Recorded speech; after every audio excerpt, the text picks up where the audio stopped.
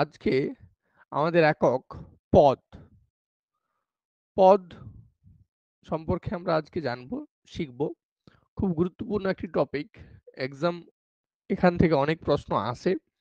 তো খুব ইম্পর্টেন্ট, তোমরা বুঝতেই পারছো, বিগত বছরও এসেছিল। তো সেটাই জানবো আজকে আমরা, যে পদ কাকে বলে। কে কে জানো প্রথমে বলে দেখি যে পদ কাকে বলে?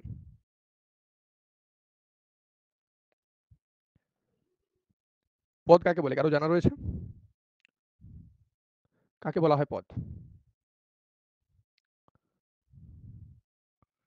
আচ্ছা, শব্দ কাকে বলে? ধরে নিলাম পদ জানো না, তাহলে শব্দ কাকে বলে এটা বলো প্রথমে। শব্দ কাকে বলে? শব্দ কাকে বলে?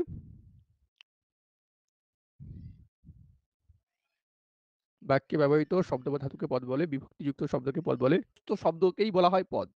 এভাবে বলা যেতে পারে। মানে বাক্যে আমরা যেটাকে দেখে আমাদের মনে হয় যে এটা একটা শব্দ, আসলে সেটা শব্দ নয়, সেটা হচ্ছে একটা পদ।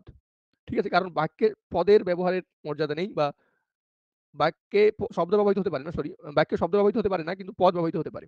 এটাই। ঠিক আছে? আচ্ছা, এখন প্রশ্ন হচ্ছে যে পদ কয় প্রকার? বলো, পদ কয় প্রকার?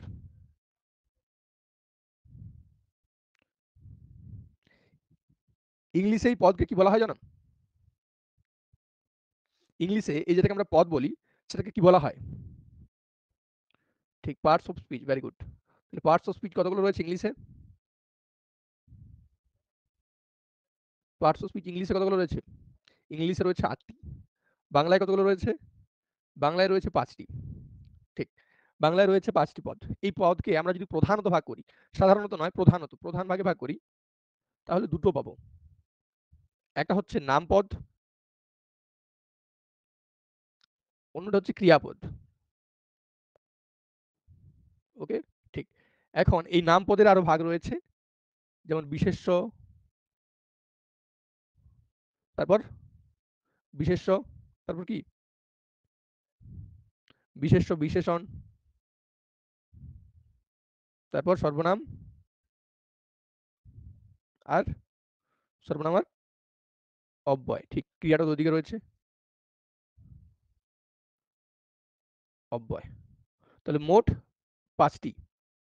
ঠিক আছে? সাধারণত বা মোট পদ হচ্ছে 5টি। বিশেষ্য পদ, বিশেষণ পদ, সর্বনাম পদ, অব্যয় পদ এবং ক্রিয়াপদ। বিশেষ্য পদকে ইংরেজিতে কি বলা হয়? বলো বলো, বিশেষ্য পদকে ইংলিশে কি বলা হয়?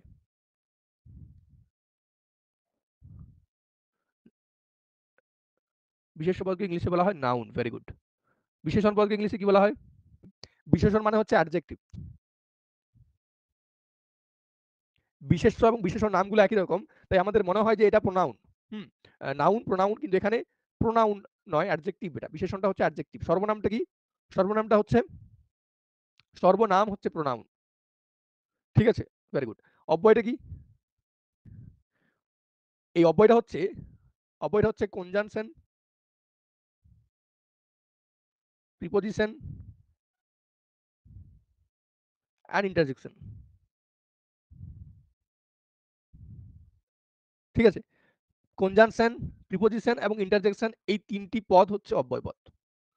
আর ক্রিয়াপদটা হচ্ছে ভার্ব। একটি পদ বাদ গেল। দেখো কতগুলো হয়েছে? 1 2 3 4 5 6 7। একটি পদ বাদ গেছে। তাহলে কোনটা বাদ গেছে? অ্যাডভার্ব। Very good. অ্যাডভার্বটা কোনটা বলো? কোনটা বাংলায় অ্যাডভার্বকে আমরা কোন পদ বলবো? বলো। বিশেষণ বলবো। Very good. বিশেষণের মধ্যে ভাগ রয়েছে ক্রিয়া বিশেষণ, সেটা হচ্ছে অ্যাডভার্ব। ঠিক আছে? এটাই। ওকে, ক্রিয়া বিশেষণ বা অ্যাডভার্ব হচ্ছে এটাই, বিশেষণটাই। তাহলে এই হচ্ছে ইংলিশের সাথে আমাদের বাংলার যে রিলেশন, সেটা এরপর তোমাদের বুঝতে সুবিধা হবে। এবং তোমাদের বোঝার সুবিধার জন্যই আমরা বিশেষ্যর পরে বিশেষণ আলোচনা করব না, বিশেষ্যর পরে সর্বনাম আলোচনা করব। কেন? কারণ আমাদের এই নাউনের উপর প্রোনাউন আমরা আগে ইংলিশটা শিখেছি, আমরা পদ অনেক পরে শিখেছি, যদিও আমাদের নিজস্ব নিজস্ব ব্যাকরণ, আমাদের বাংলা ব্যাকরণ, কিন্তু তবুও আমরা বাংলা ব্যাকরণ পরে শিখেছি। আমরা ছোট থেকেই গ্রামার ট্রান্সলেট মেথডে বড় হয়েছি শিখতে শিখতে, তাই আমাদেরকে ছোট থেকে এই গ্রামারগুলো আগে শেখানো হয়। ইংলিশ মানেই পার্টস অফ স্পিচ, তাই তো? ইংলিশ মানেই পার্টস অফ স্পিচ, তাই আমাদের আগেই noun, pronoun, adjective, verb, adverb এগুলোর সাথে পরিচয় রয়েছে। তো সেই কারণেই আমরা এই সিকোয়েন্সেই পড়বো, যেরকমটা আমরা ছোট থেকে পড়ে এসেছি, যাতে আমাদের গুলিয়ে না যায়। যদি বিশেষণের পর বিশেষণ শেখানো হয়, তবে অবশ্যই বিশেষণটাকে প্রোনাউন মনে হবে তোমাদের, এবং যেটা তোমাদের অনেকের হয়েছে অলরেডি। এই হচ্ছে সমস্যা। তো সেই কারণে আমরা বিশেষ্যর পরে সর্বনাম শিখবো। ঠিক আছে, আজ এই পর্যন্তই।